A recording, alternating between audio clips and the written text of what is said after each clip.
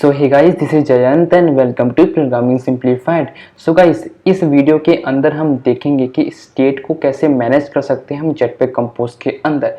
तो देखो यार, अगर आपको सोर्स कोड चाहिए ना, मतलब जितने में ट्यूटोरियल बना रखे हैं जेटपैक कंपोज के ऊपर, तो आप मेरे गिटहब अकाउंट पर जा सकते हो यहाँ से, और इस जेटपैक यूट्यूब कंपोज यूट्यूब को यहाँ से क्लोन भी कर सकते हो। अगर कोई प्रॉब्लम आता है यहाँ पर, मैं डिस्क्रिप्शन में लिंक दे दूंगा इसका, ठीक है। देखो, मैं आपको एक सिंपल से एग्जांपल पहले दिखाता हूँ कि हाँ, आप स्टेट को कैसे मैनेज कर सकते हो।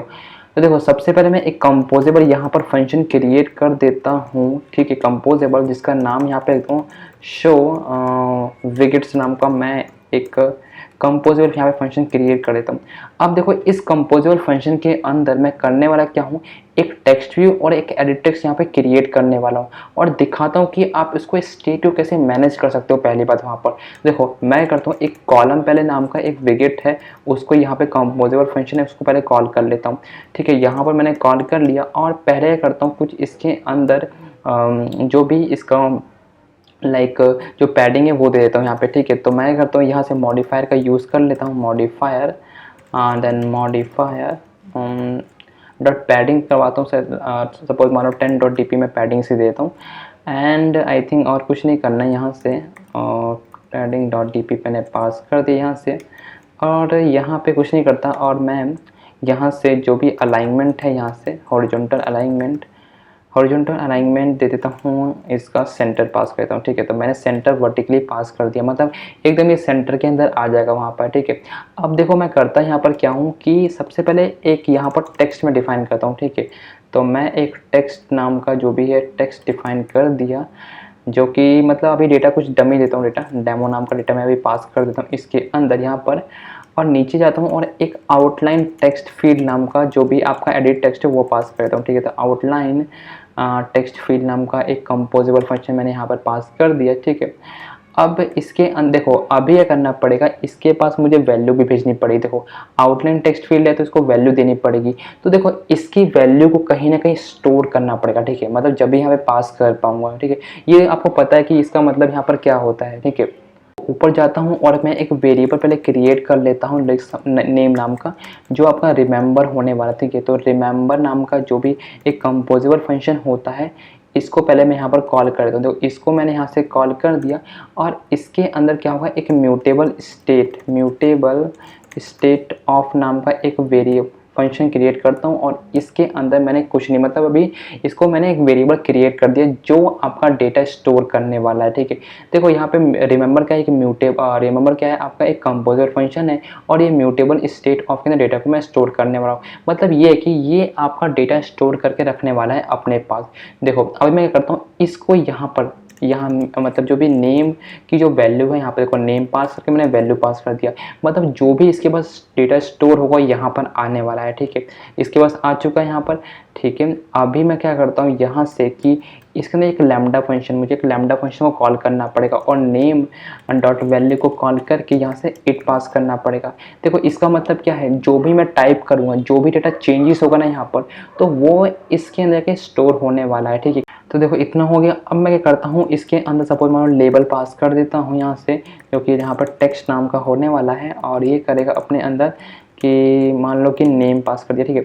तो देखो, इतना मेरा काम हो चुका है। अब देखो, मैं करने वाला क्या हूँ यहाँ पर कि इस टेक्स्ट को पहले यहाँ से कट करके मैंने कंडीशन लगा देता हूँ पहले यहाँ पर कि अगर name dot value is not empty, अगर वो एम्पटी नहीं है तभी क्या होगा, ये टेक्स्ट यहाँ पे शो होने वाला, ठीक है। तो मैंने टेक्स्ट पास कर दिया, और इस टेक्स्ट के अंदर क्या करता हूँ, मैं यहाँ से नेम डॉट वैल्यू को कॉल कर लेता हूँ, ठीक है।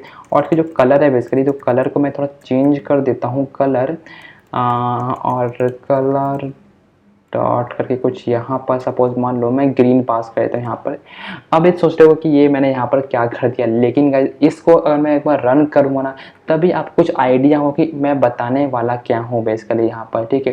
तो देखो, आई थिंक इतना हो चुका है। अब मैं करता हूँ इस शो विकेट को जस्ट यहाँ पर क्या करता हूँ, कॉल कर लेता हूँ एक बार। मैंने इसको यहाँ पर कॉल कर लिया। अब मेरी नीड क्या है, इसको रन करने की। तो गाइस देखो, मेरा यहाँ पर एप्लीकेशन रन हो चुका है, और ये कर क्या रहा है, देखो पहली बात यहाँ पर देखो, सपोज अगर मैं जब भी यहाँ पे कुछ टाइप करूँगा, सपोज मान लो कि मैं यहाँ पर अपना नेम जब टाइप करता हूँ, ठीक है, जब मैंने नेम यहाँ पर टाइप किया तो ऊपर भी डेटा यहाँ पे क्या हुआ, शो हो रहा है। देखो जब भी मैंने डेटा यहाँ पर टाइप किया तो यहाँ पे ऊपर भी क्या हो रहा है, शो हो रहा है, ठीक है। यहाँ से तो देखो जब भी मैं कुछ यहाँ पे और भी चीज़ें पास करूँगा तो मेरा डेटा यहाँ पर शो होता रहेगा।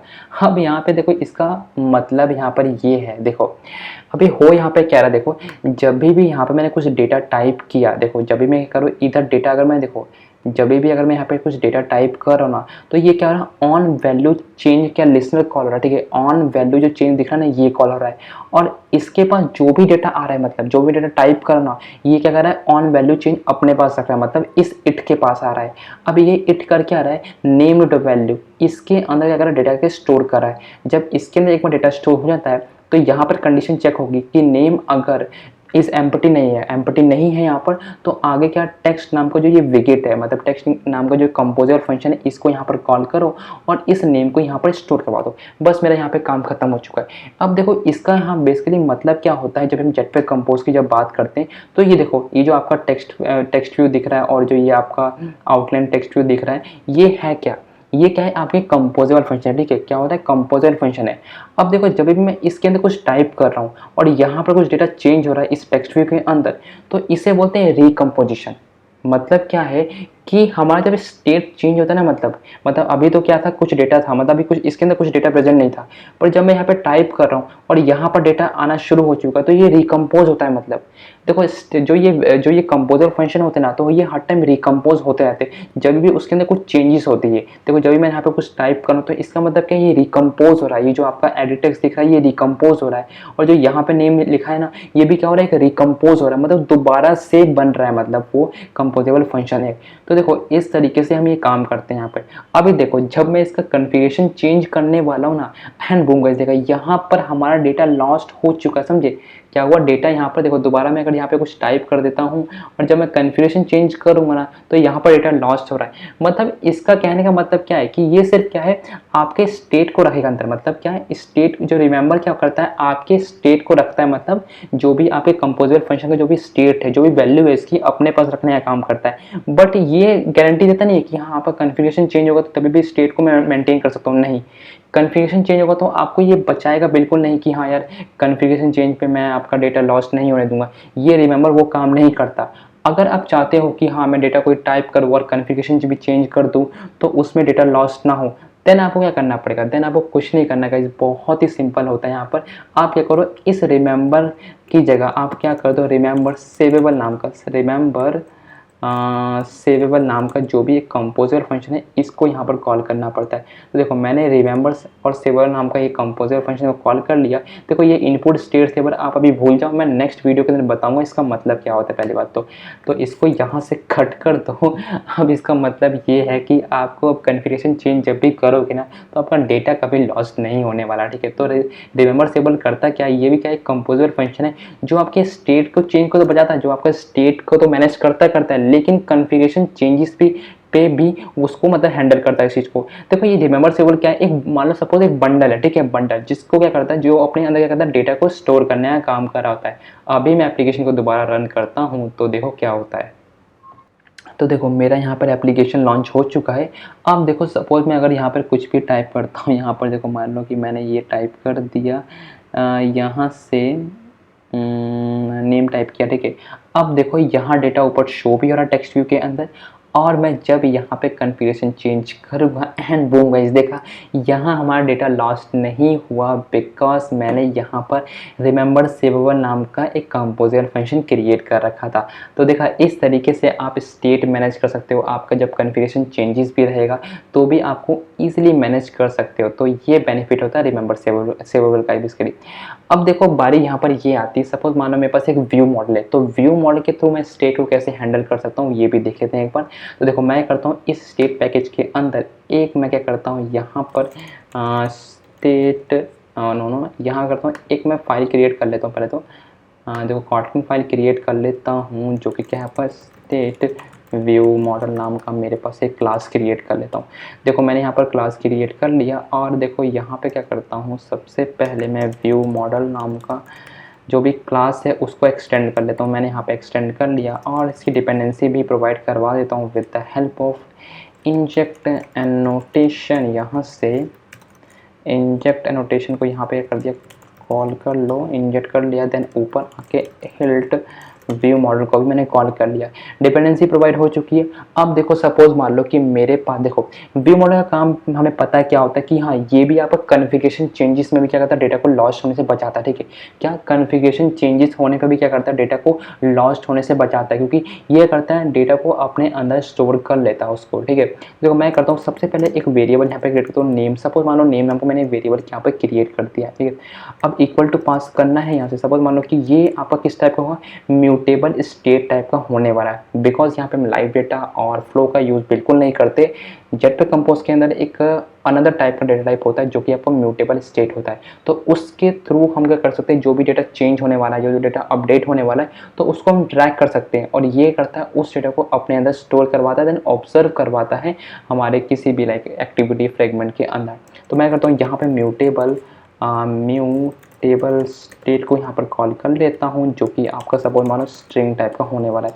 और मैं यहाँ पे करता हूँ म्यूटेबल स्टेट को यहाँ से कॉल कर दिया, जो कि स्टेट ऑफ होने वाला है। और सपोज मान लो कि मैं यहाँ पर अपना नेम ही टाइप कर देता हूँ। सपोज मैंने इतना नेम टाइप कर दिया। अब देखो मेरी नीड क्या है, इसको इस नेम को करना ऑब्जर्व करवाना, मतलब कलेक्ट करना कहाँ पर, हमारे स्टेट एक्टिविटी के अंदर।